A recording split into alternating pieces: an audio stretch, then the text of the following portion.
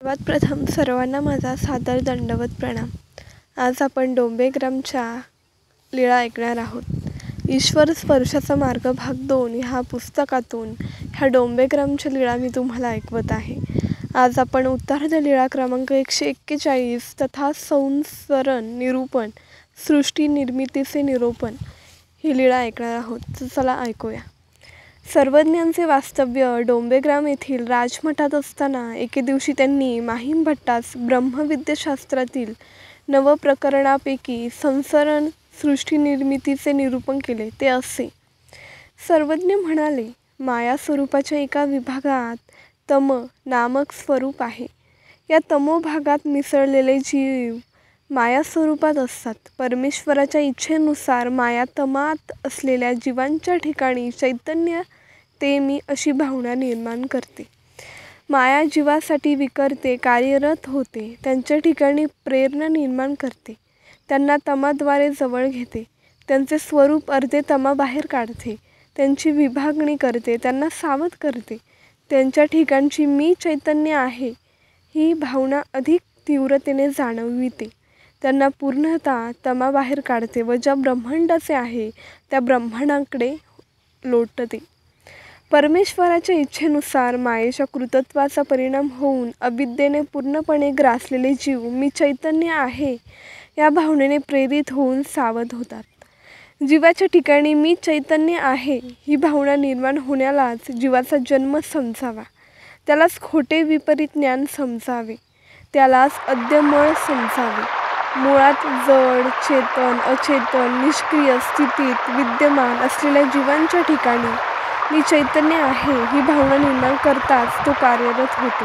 हा एक प्रकारे जीवाचा जन्मच आहे. परंतु केवळ अशा जीवाचा आपण चैतन्य आहोत असे वाटणे विपरीत ज्ञान, अन्यथा ज्ञान, खोटे ज्ञान होय. त्यामुळेच केवळ शुद्ध जीवाला पहिली मलिनता येते, तो त्यांच्या अद्यमळ होय. मोयेने जीवांचे सृजन केले, जीवाने प्रपंचाचे सृजन केले. मायेने जीवाचे कर्तृत्व केले, जीवाने प्रपंचाचे कर्तृत्व केले. मायेने जीवाला कार्यत्वी आणले, जीवाने प्रपंच कार्यत्वी आणला. याप्रमाणे माया जीवाला जन्म देऊन आपण उदासीन, निष्क्रिय होतो. परंतु जीवाने मळरचना करावी हा आपला मनोधर्म टाकीत नाही. जीव एकतर मायेच्या आश्रयाने राहतो किंवा प्रपंचाच्या आश्रयाने राहतो, इतर कशाच्याच आधारे राहू शकत नाही. जीवाचा जन्म झाल्यानंतर तो क्षणभर शुद्ध असतो व मग मलिन होतो.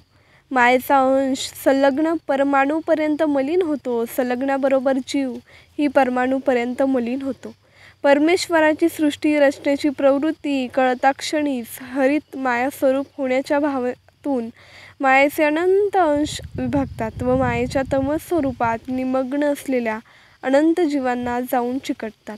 हा एक मायाश एक जीवाला सम्यक प्रकारे लग्न म्हणजे लागलेला असतो, म्हणून त्याला संलग्न असे म्हणतात. संलग्न चैतन्य फळाला पोहोचण्या इतपत उजळतो. संलग्नाबरोबर जीवही चैतन्य फळाला पोहोचण्या इतपत उजळतो. जीवांच्या कर्तृत्वाचा संलग्नाचा आणि संलग्नांच्या कर्तृत्वाचा जीवाला व्यर्थ अभिमान असतो. मग जीव सूक्ष्म प्रपंचाची रचना करतो. रचना का करतो तर जीवांच्या ठिकाणी अधमती, अधगती, अधरती हे अधमतित्रय असते म्हणून रचना करतो. एखाद्या नीच कर्माची वासना उत्पन्न होणे ही अधमाती होय, ते नीच कर्म प्रत्यक्ष करणे ही अधगती होय व त्या नीच कर्मात रममाण होणे, आनंद मानणे ही अधरती होय. जीव सूक्ष्म प्रपंचाची रचना कशाने करतो? त्या काळी त्याला सामर्थ्य असते. सृष्टी रचनेच्या काळी मायेने जीवांना मळरचनेचे सामर्थ्य दिलेले असते. त्या सामर्थ्यामुळे जीव मळरचना करू शकतो. जीव ब्रह्मांडात आल्यानंतर त्याच्या निरनिराळ्या कर्माप्रमाणे त्याला फळे देण्यासाठी जीवस्वरूप देवतांना व्यक्त व्हावे म्हणून जीवाला आपल्या स्वरूपावर प्रत्येक देवतेचा मळ घ्यावा लागतो. या देवता मळालाच सूक्ष्म प्रपंच असे म्हणतात. मग जीव नाही तोच एक गंधर्व नगराप्रमाणे आभासरूप विश्व देवतेचा मळ रचतो, निर्माण करतो, त्यात प्रवेश करतो, त्या मळाशी एकरूप होतो व मीच विश्व आहे असे समजतो. मग जीव नाही तोच गंधर्व नगराप्रमाणे अष्टभैरवांचे मळ रचतो, त्यात प्रवेश करतो व त्या मळाशी एकरूप होतो व मीच अष्टभैरव आहे असे समजतो. त्यानंतर जीव पूर्वी कधीही अस्तित्वात नसलेल्या गंधर्व नगराप्रमाणे शेष्य या ब्रह्मादिक देवतेचे अनेक मळ रचतो, त्याच्यात प्रवेश करतो, एक रूप होतो व मीच त्या देवता आहेत असे समजतो. मग जीव पूर्वी कधीही अस्तित्वात नसलेल्या गंधर्व नगराप्रमाणे इंद्रियदिकांपासून कर्मभूमीच्या देवतांचे अनेक जाडे भरडे मळ रचतो, त्यातच प्रवेश करतो, त्याच्याशी एकरूप होतो व मीच त्या देवता आहे असे समजतो. अशा प्रकारे यक्षिणीच्या मळापर्यंत मलीन होतो.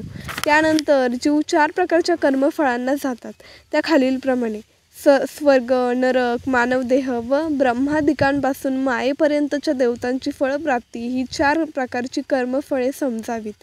याप्रमाणे संहार होण्यापूर्वी सृष्टी जशी होती अगदी तशी माया सृष्टीची रचना करते आणि मग त्यानंतर माया परमेश्वराच्या पुनःप्रवृत्तीचं वाट पाहत राहते.